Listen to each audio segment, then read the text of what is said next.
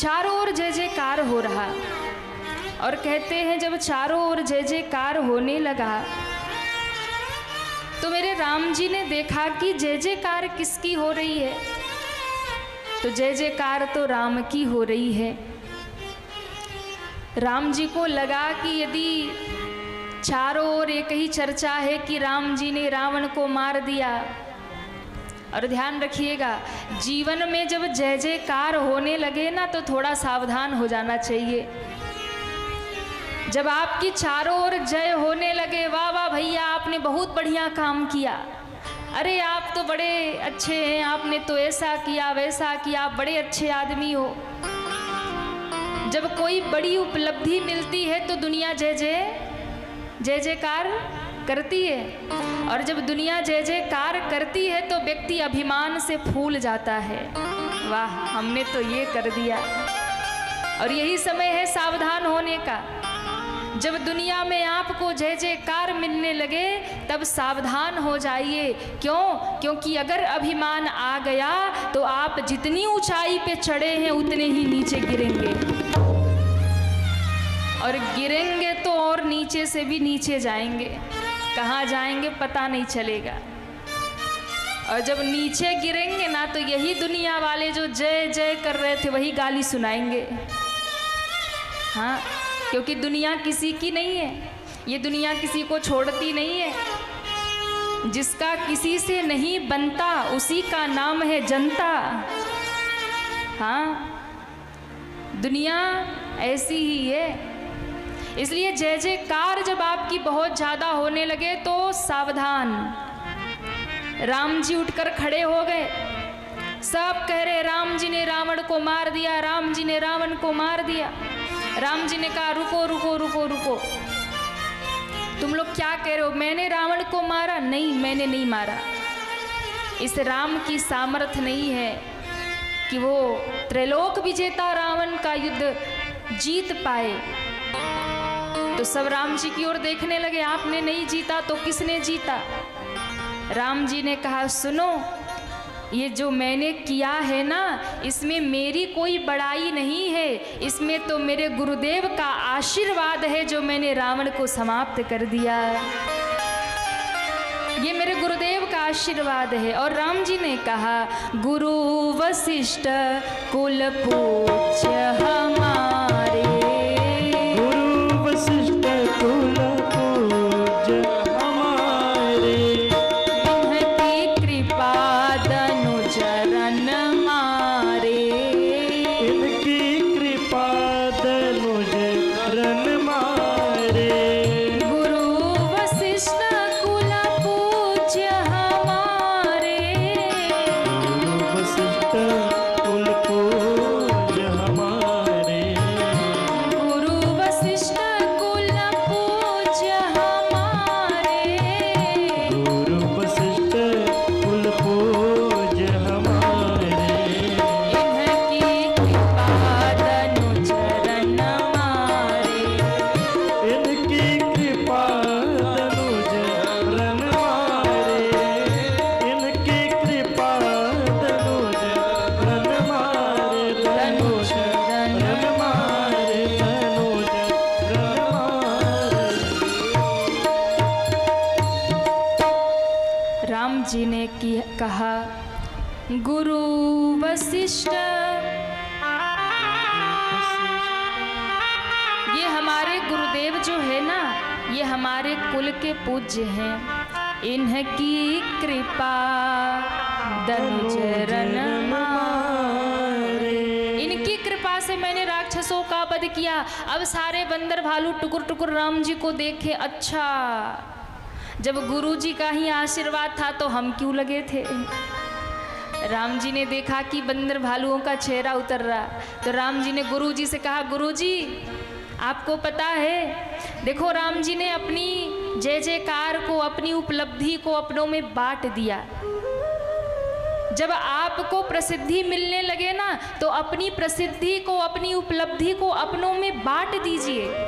अपने ऊपर मत लगाइए कि हाँ मैंने किया, कह दीजिए माता पिता के आशीर्वाद से हुआ, मेरे गुरु के आशीर्वाद से हुआ, मेरे प्रभु की कृपा से हुआ। अगर अभिमान से बचना है तो अपनी सफलता को अपनों में बांट दीजिए, दूसरों को श्रेय दे दीजिए। तो राम जी ने गुरु जी से कहा कि बंदर भालुओं से कहा कि गुरु जी के कृपा से हमने राक्षस मारे। और फिर गुरु जी से कहते हैं, गुरुदेव ये जो सारे बंदर भालू आपको दिख रहे हैं ना, बोले हाँ, बोले ये सब मेरे सखा हैं। ये सब सखा सुनहु मुनि मोरे। हे गुरुदेव ये सब मेरे सखा हैं। तो क्या किया इन्होंने? बोले जब ये भयंकर संग्राम होना था, भय समर सागर कहबे रे। जिस समय संग्राम होना था तो उस संग्राम रूपी सागर में इन सबने मेरा सहयोग किया। इसलिए ये सारे मित्र, सारे बंदर भालू मुझे बड़े प्रिय हैं। तो गुरुदेव ने कहा कितने प्रिय हैं? राम जी कहते हैं, मम हित लागी जन्म इन्हारे। मम हित लागी जन्म इन्हारे। मम हित लागी जन्म इन्हारे। मम हित लागी जन्म इन्हारे। मम हित लागी जन्म इन्हारे। मम हित लागी जन्म इन्हारे। इसलिए भरतहु ते मोहे अधिक पियारे। भरतहु ते मोहि अधिक प्यारे। भरतहु ते मोहि अधिक अधिक प्यारे। पियारे। अधिक प्यारे। अधिक प्यारे। बाबा ने कहा, मम हित लागी जन्म इन्हारे। मेरे हित के लिए इन्होंने अपना जीवन दांव पे लगा दिया।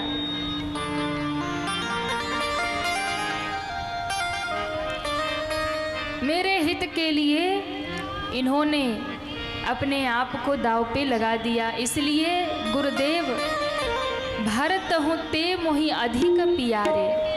ये सारे बंदर भालू मुझे भरत जी से भी ज़्यादा प्रिय हैं। इन्होंने उस समय मेरा साथ दिया था। और राम जी ने अपने उस जय जयकार को 2 भाग में विभाजित कर दिया। अब कोई कहता राम जी ने रावण को मार दिया। राम जी कहते नहीं, मार तो दिया लेकिन कैसे मारा? बोले गुरु के कृपा से और अपने इन बंदर भालुओं के सहयोग से मैंने लंका पर विजय प्राप्त कर लिया। और बहुत सुंदर सूत्र है, जीवन में अगर पतन से बचना है तो कभी भी अपने उपलब्धि का अभिमान मत करिए। और यदि अभिमान होने लगे, मन में आने लगे कि अरे हमने किया, तो उसी समय अपने गुरुदेव के चरणों में जाइए, उसी समय अपने प्रभु की शरण में जाइए और जाकर के अपने मन को भगवान के चरणों में समर्पित कर दीजिए और कहिए नहीं नहीं प्रभु, हमने नहीं किया, करने वाले तो आप हैं। मैंने गुरु कृपा से किया, मैंने प्रभु कृपा से किया। श्रेय भगवान को दीजिए, श्रेय माता पिता को दीजिए, श्रेय अपने गुरुदेव को दीजिए। और इस भाव से यदि आप कार्य करेंगे कि हम नहीं कर रहे, हमारे भगवान कर रहे हैं, हम नहीं कर रहे, हमारे गुरुदेव की कृपा से हो रहा, तो जीवन में कभी भी आपका पतन नहीं होगा, कभी भी जीवन में अभिमान नहीं होगा, अभिमान नहीं आएगा, पतन नहीं होगा। सबसे बड़ा उपाय, हम लोग जब बहुत छोटे छोटे थे ना, जब हम लोगों ने कथा शुरू की, हम और पूज्य महाराज श्री दोनों भाई बहन, जब हम लोग छोटे छोटे थे ना, तब हम लोग कथा शुरू कर दिए। अब दोनों भाई बहन जहाँ भी कथा गाने जाते तो बड़ी भीड़ आती लोगों की। हाँ, लोग पंडाल फाड़ फाड़ के देखते, बोले छोटे छोटे दो भाई बहन आए कथा सुना रहे। तो कभी कभी तो व्यासपीठ पे बैठे बैठे हमें लग ही जाता था कि देखो हम इतनी सुंदर कथा सुनाते ना, इतने लोग कथा सुनने आते, और उसी दिन कथा डिस्टर्ब हो जाती, उसी दिन डिस्टर्ब हो जाती। फिर हमने कहा नहीं नहीं, ये तो गड़बड़ है। क्यों? ये जो कथा लोग सुनने आते हैं ना, हमें तो यही लगता, अब जिस दिन मन में आए ना कि हम सुनाते अच्छी इसलिए सुनने आते, तो उस दिन पहले ही कहते नहीं नहीं, ये इसलिए नहीं आ रहे हैं कि हम दोनों भाई बहन कथा सुना रहे हैं, ये लोग कथा सुनने आ ही नहीं रहे हैं। फिर ये लोग तो देखने आ रहे हैं कि छोटे छोटे बच्चे कैसे कथा सुनाएंगे। और फिर लोग बड़े उत्साह में रहते ना, छोटे छोटे बच्चे कथा गा रहे हो तो लोग बड़े उत्साह में रहते। तो महाराज कई बार पत्रकार लोग आते, वो पूछते बताइए आप लोग कैसे 3 घंटा बैठे रहते, बोलते रहते, भूख नहीं लगती, प्यास नहीं लगती, इतना ज्ञान कैसे हुआ, कैसे इतनी बातें बताते हो। तो हमसे और महाराज श्री से जब वो लोग पूछते ना, तो हम लोग एक दूसरे को देखते कि देखो अभिमान करेंगे तो कल की कथा बिगड़ जाएगी। तो हम एक ही बात कहते, उस टाइम तो बस ऐसे मन में आया, लेकिन अब लगा कि नहीं ये बात तो वास्तविकता थी, सत्य तो यही था। तब हम कहते नहीं नहीं, ये कथा हम जो सुनाते हैं ना, हमारे भीतर सामर्थ्य नहीं है, हम तो छोटे छोटे बालक हैं और अभी भी अबोध ही हैं। ऐसा नहीं कि बहुत ज्ञान हो गया, कुछ नहीं आता है। लेकिन जब इस व्यासपीठ पर बैठते हैं और श्री हनुमान जी का आवाहन करते हैं ना, तो भैया आप तनिक भी भ्रम में मत रहना कि आराधना आपको कथा सुना रही है या शशिकांत महाराज कथा सुनाते हैं। हम में सामर्थ्य नहीं है कि हम कथा सुनाएं, ये तो तप है हमारे पूज्य दादाजी का, ये कृपा है श्री हनुमान जी महाराज की जो हम यहाँ बैठ करके कुछ गाते हैं। ये कृपा है हमारे हनुमान जी महाराज का, ये माता पिता के दिए संस्कार हैं।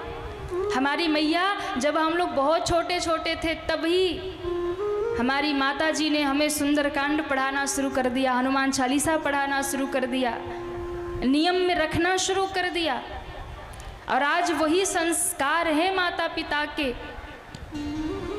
और क्योंकि हमारे दादाजी भी संत थे, पूरे जीवन उन्होंने सिला वस्त्र नहीं पहना, 4 धाम की यात्रा करते थे हमारे पूज्य दादाजी, कंठ में ठाकुर जी को बांधकर नंगे पांव।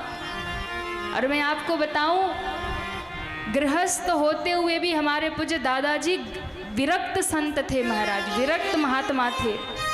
एक लंगोटी पहनते थे, एक खड़ाऊं और एक कमंडल, बस यही इतना उनके पास होता था। संतों की टोली में घूमते रहते थे 4 धाम की यात्रा में। हम लोग तो आप लोग को कथा सुनाते, गृहस्थियों को कथा सुनाते, वो उन्होंने कभी गृहस्थियों को कथा नहीं सुनाया, वो साधुओं को ही कथा सुनाते और संतों के साथ ही घूमा करते महाराज। कभी घर भी आते ना तो घर के बाहर एक कुटिया बना रखी थी, जैसे विभीषण जी की अलग से कुटिया थी ना, तो घर के बाहर कुटिया बनी हुई थी, चारों तरफ तुलसी का वृक्ष लगा था, उस पे सीताराम सीताराम कुटिया पर लिखा होता था। उसी कुटिया में ठाकुर जी को पधराते, हाथ से अपने टिक्कर बनाते, तुलसी दल डाल के भोग लगाते, और फिर साधुओं के साथ में जो महात्मा संत लोग उनके साथ आए रहते 4 धाम की यात्रा से, रात भर कीर्तन होता और रात भर नाचते और ठाकुर का नाम गाते। ऐसा तप उन्होंने किया महाराज। और हम कई बार कहते हैं जो तपस्या हमारे पूज्य दादाजी ने की ना, देखो यदि आप तप करेंगे, धर्म करेंगे, भजन करेंगे, दान करेंगे तो ये निरर्थक नहीं जाएगा, आपका तो कल्याण होगा ही होगा, आपकी पीढ़ी में आने वाले बच्चों का भी कल्याण होगा। अगर माताएं घर में धर्म करती हैं, भजन करती हैं, सत्संग करती हैं तो वो कहीं बेकार नहीं जाएगा, उससे घर के हर एक व्यक्ति का कल्याण होगा। और पूज्य दादाजी ने जो तपस्या की, जो कठोर तप किया और जो भक्ति उन्होंने की, जो उन्होंने भजन किया, मुझे लगता है वही भजन कहीं न कहीं चल कर के आया जो हमें और महाराज श्री को मिला।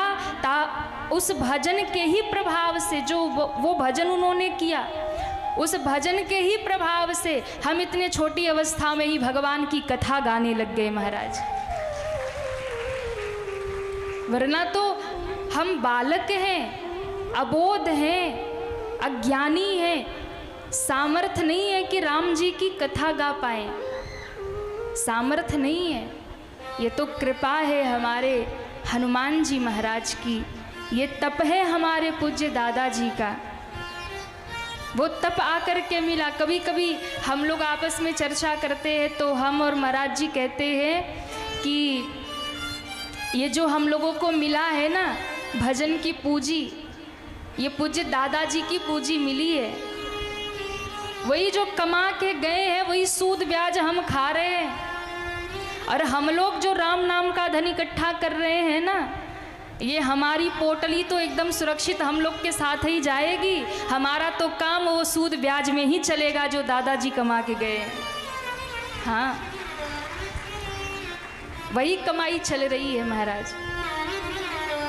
तो भजन का प्रभाव, यदि आप धर्मात्मा हैं तो आपकी पीढ़ियों में वो आएगा ही आएगा। और यदि आपका जीवन सुधरा नहीं है तो फिर आगे पीढ़ी कहाँ से सुधरेगी। इसलिए बहुत जरूरी है माता पिता सत्संगी हो, धर्मात्मा हो, तभी संतानें धर्मात्मा होंगी। जीवन में कभी भी अपने ऊपर मत लीजिए कि हमने ये किया। यदि कृपा चाहते हैं प्रभु की और उन्नति चाहते हैं जीवन में, तो हर समय अपने उपलब्धि का श्रेय अपने भगवान को, अपने गुरुदेव को दीजिए महाराज। भगवान के हाथ में सौंप दीजिए। कभी मन में होने लगे ना हमने किया, तो भगवान से कहिए नहीं नहीं प्रभु, करने कराने वाले तो आप हैं। हाँ, आप न चाहते तो हम कथा कर पाते, आप न चाहते तो हम कथा सुन पाते, आप न चाहते तो हम कुछ नहीं कर पाते। इसलिए राम जी को सौंप दीजिए उनके हाथ में अपने आप को। प्रभु, हम तो आपके ही सहारे हैं। पहली पाली तो कौन कौन राम जी को अपना सब कुछ सौंपना चाहता, वो हाथ उठाए। वाह, तेरी मर्जी का, ओ तेरी मर्जी का, तेरी मर्जी का मैं हूँ गुलाम।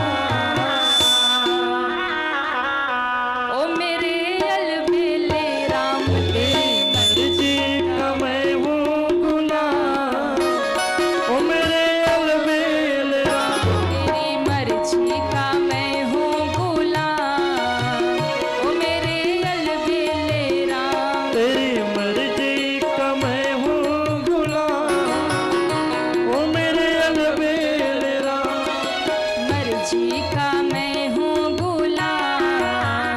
ओ मेरे अलबेले राम, तेरी मर्जी का मैं हूँ गुलाम। ओ मेरे अलबेले राम, अलबेले राम, मेरे अलबेले राम,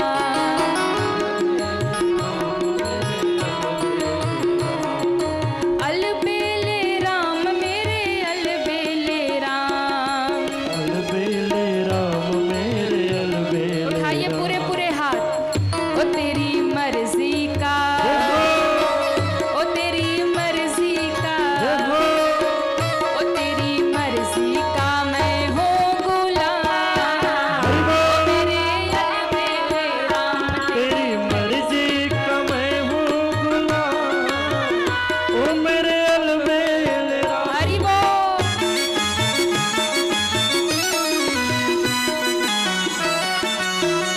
जिनके भी पाँव थिरक रहे वो खड़े हो सकते हैं, आज अंतिम दिन है। जय हो।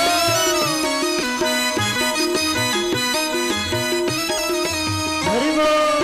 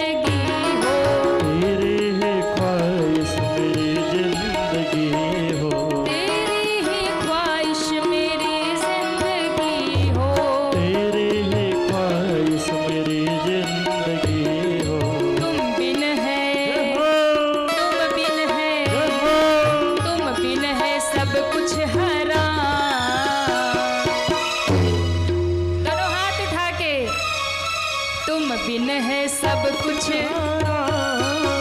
ओ मेरे अलबेले राम तेरी मर्जी का मैं हूँ गुलाम, ओ मेरे अलबेले हरि राम। बोल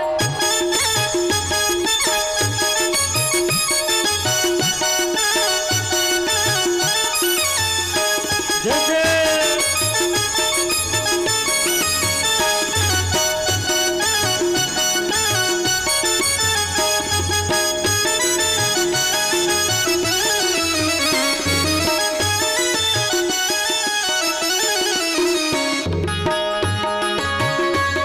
श्री हरि जय जय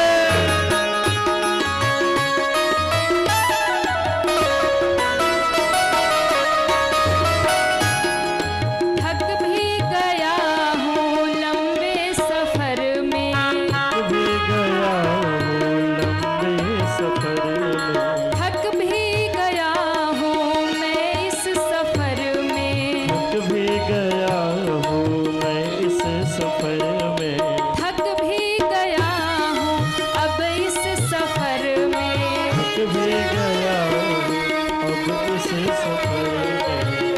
तेरे चरणों में तेरे चरणों में तेरे चरणों में जाना मुकाम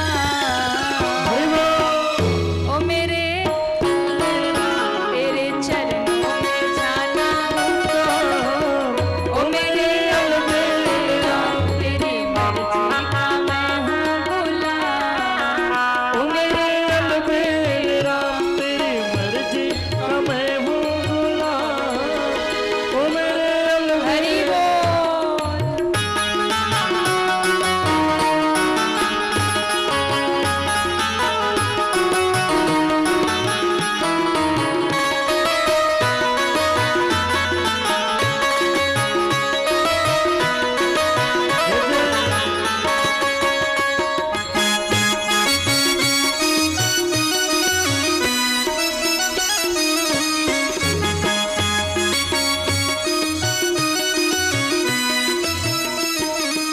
और सुनिए सच्चा भगत भगवान से क्या कहता है? पूछो क्या कहता है? अरे पूछो ना, बिना पूछे नहीं बताएंगे। पूछो क्या कहता है? सच्चा भगत ठाकुर जी से कहता है, प्रभु राजी है हम उसी में जिसमें तेरी सुखी रखे तो भी वाह वाह है और दुखी रखे तो भी। ये बातें आप यहाँ बोल रहे हो, कल को ठाकुर जी जरा सा दुख देंगे ना, बस हाँ देखो इतनी भक्ति करी यही रह गया। लेकिन सच्चा भक्त क्या है? भगवान परीक्षा भी लेना तो खुशी खुशी परीक्षा दे, और भगवान यदि अपने विपरीत परिस्थिति भी दे उसमें भी जब आपका भजन ना टूटे तो आप सच्चे भगत हो। और जहाँ अपनी कोई अभिलाषा नहीं हो, जहाँ अपनी कोई अभिलाषा नहीं हो कि हे प्रभु तुम्हारी खुशी में ही हम खुश हैं। अगर तुम हमें नरक भेज करके खुश हो रहना चाहते हो, हमें दुख देकर ही खुश रहना चाहते हो, अगर हमारे नरक में रहने से तुम खुश हो तो हमारे लिए तो नरक ही मुक्ति है। भगत ये कहता है, दावा करता है भगवान से। आपकी अभिलाषा है, आपसे कोई अभिलाषा। एक सच्चा प्रेमी, सच्चा प्रेम यही सिखाता है कि हमें आपसे कोई अभिलाषा नहीं है, आपकी अभिलाषा है। जो सच्चा भगत होता है, हम लोग क्या करते हैं? हम लोग भगवान से निस्वार्थ प्रेम नहीं करते, स्वार्थ वाला प्रेम करते, स्वार्थ वाला प्रेम करते। क्यों? भगवान की 2 माला करी, मुक्ति मांग ली, 1.25 रुपया दान किया, 1.25 करोड़ मांग लिया। अभी बैठना नहीं है, भजन बाकी है, खड़े होइए। अरे बीच में बात भी सुन लिया करो, थोड़े खड़े खड़े।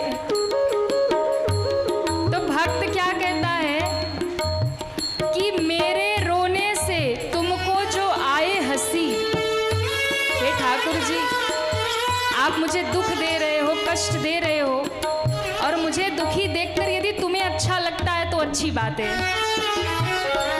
मेरे रोने से तुमको जो आए हंसी तो मैं रो रो करके ही तुमको हंसाया करूंगा। भक्त कहता है तेरी रजा में कर ली है राजी,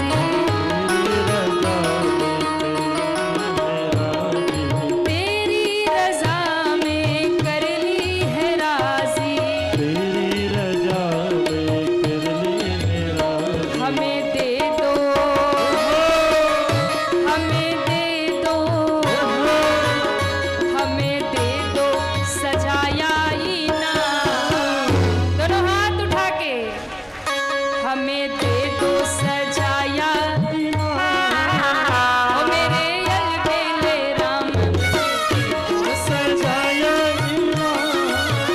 ओ मेरे अलबेले राम, तेरी मर्जी का मैं हूँ गुलाम, मेरे अलबेले राम, तेरी मर्जी का मैं हूँ गुलाम, ओ मेरे अलबेले राम, अलबेले राम मेरे अलबेले राम, अलबेले राम मेरे अलबेले राम, अलबेले राम मेरे अलबेले राम। अलबेले राम मेरे अलबेले राम। पूरे पूरे हाथ ऊपर करिए सभी पीछे तक। तेरी मर्जी का ओ तेरी मर्जी का, तेरी मर्जी का मैं हूँ गुलाम, ओ मेरे अलबेले राम, तेरी मर्जी का मैं हूँ गुलाम, ओ मेरे अलबेले राम, मेरे अलबेले राम। मेरे अलबेले राम।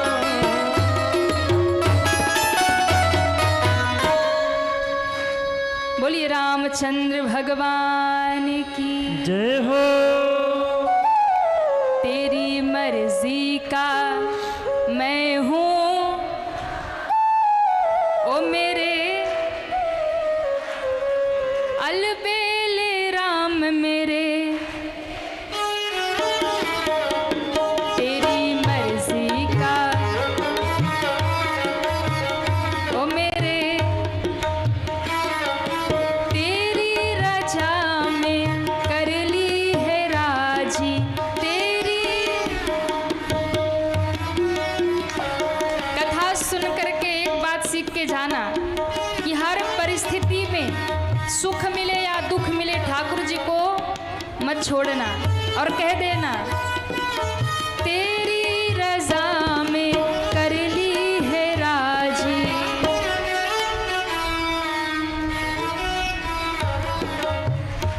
अब तो दे दो सजाया इनाम, आपके ही हाथ में है, दुख दे दो या सुख दे दो, उठाइए दोनों हाथ। अब तो दे दो सजाया इनाम, अब तो तबला धीरे, आप लोगों की आवाज राम जी तक पहुंचे।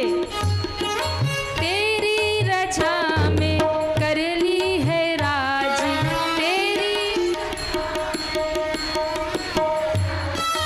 दे दो सजाया इनाम, हमें ओ मेरे तेरी मर्जी का, अपनी मर्जी के कि ठाकुर जी के मर्जी के? ठाकुर जी के मर्जी के। कितने लोग ठाकुर जी के मर्जी को मानते, उठाओ हाथ। तेरी मर्जी का, तेरी मर्जी का, तेरी मर्जी का, तेरी मर्जी का ओ मेरे, ओ मेरे तेरी मर्जी का मैं हूँ गुलाम, मेरे अलबेले राम, तेरी मर्जी का मैं हूँ गुलाम, ओ मेरे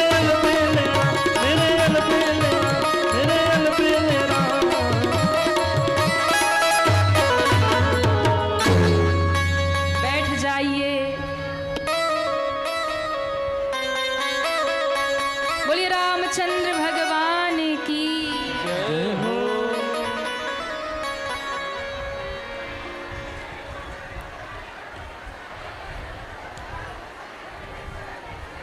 बैठ जाइए मैया, बैठ जाइए, शांति बनाइए।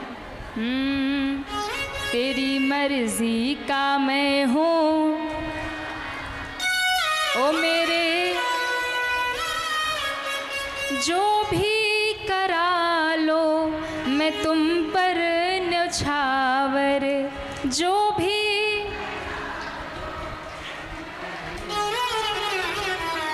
भी करा लो तुम पर न्यौछावर, जो भी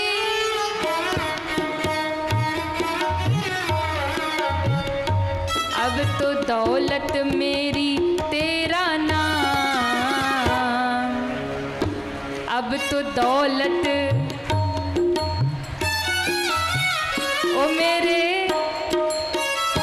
तेरी मर्जी का, ओ मेरे अलबेले राम मेरे।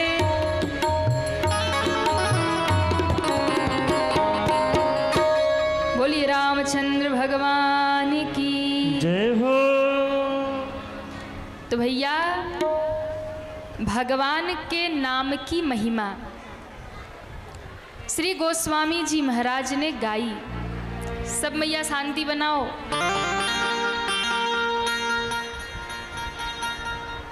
देखो बात तो रोज ही करना है, कथा कल से नहीं मिलेगी।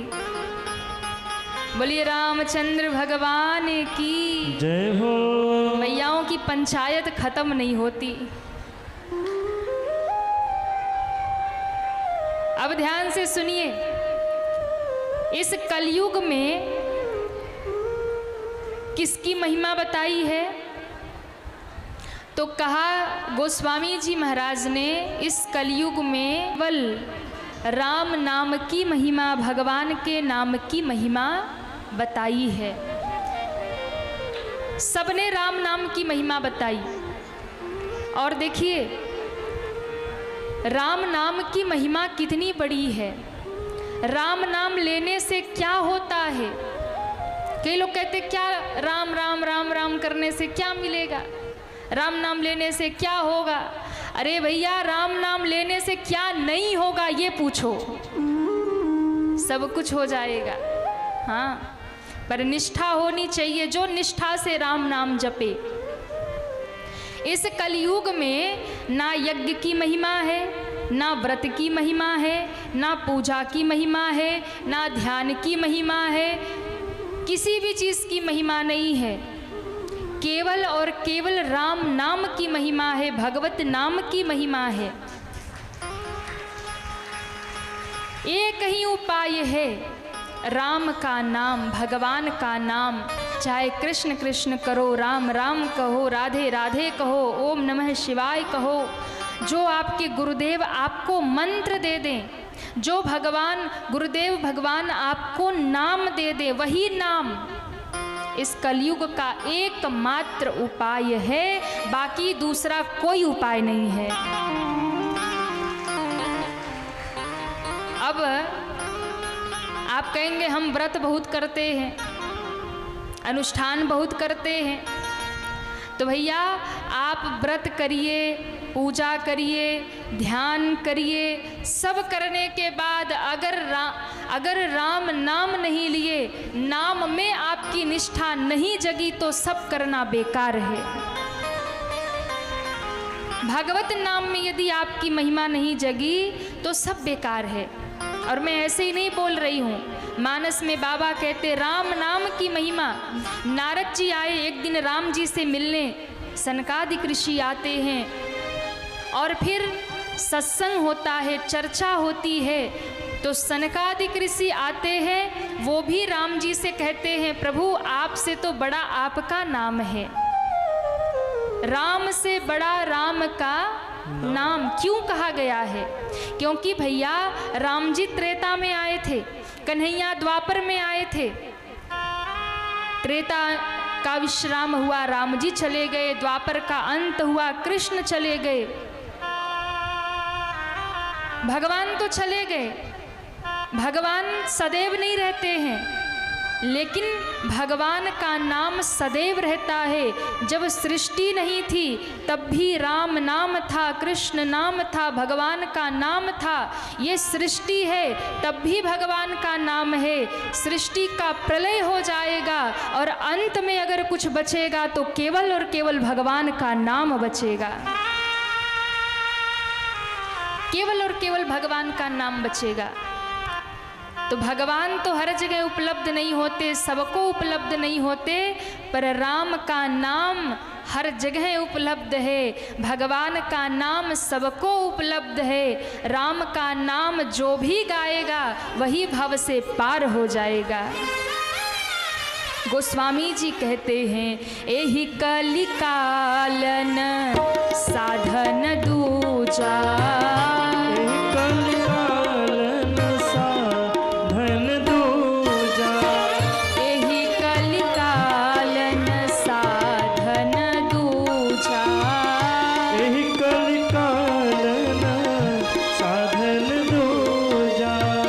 जोग यज्ञ जप तप व्रत